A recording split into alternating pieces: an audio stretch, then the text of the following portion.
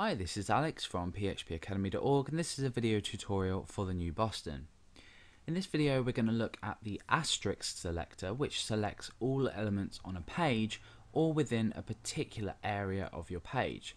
The first example we're going to look at is showing how many elements are currently on the page, so all of the elements you see on the page, and then we'll look at creating a div and counting the elements inside of it. Obviously I've already explained in the last tutorial, with the selector you can perform actions on a specific set of elements. So although in this video we're actually counting the elements, the selectors are not obviously just used for counting.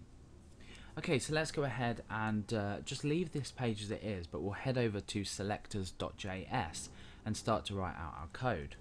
So I'm going to write create a variable called count, and this is going to be equal to the total amount of elements on the page. So to grab the total amount of elements, what we want to do is just use the asterisk selector here on its own, and we want to produce a count from this. So we want to select everything on the page and then retrieve the actual count that we have back from this.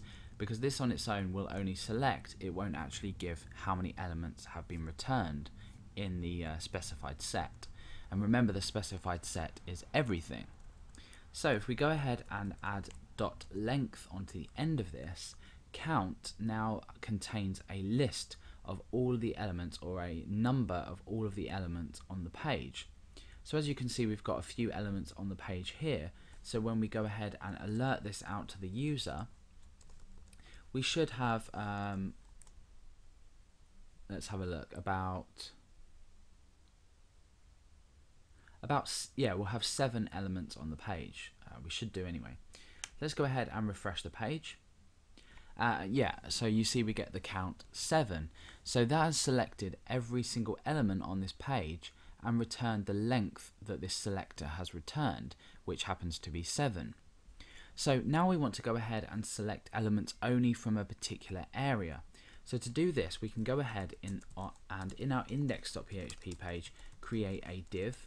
We'll give it an ID, so we'll say area, and then inside here we can create some elements. So this is a paragraph,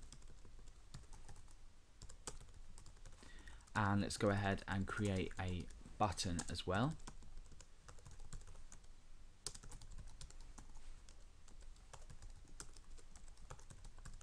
And then finally, let's go ahead and create a span.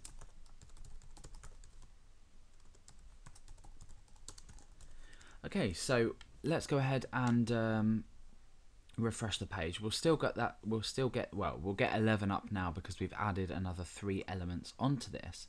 However, another 4 elements onto this, sorry. That includes our div in the outer area here as well.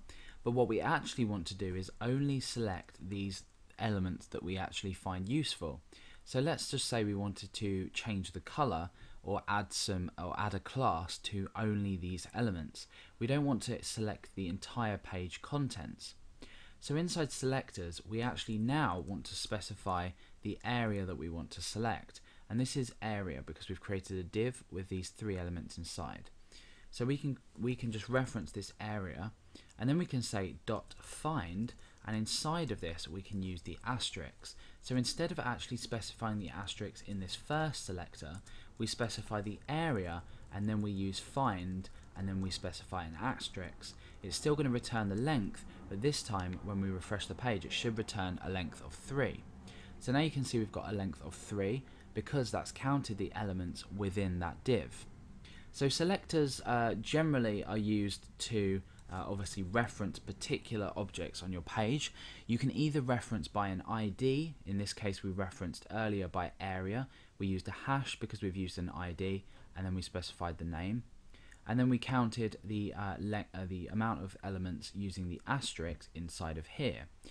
Now we've got 1 paragraph inside of here, so let's go ahead and check what would happen if we change this to a P. So let's refresh the page. You can see that we've got 1 returned to the user.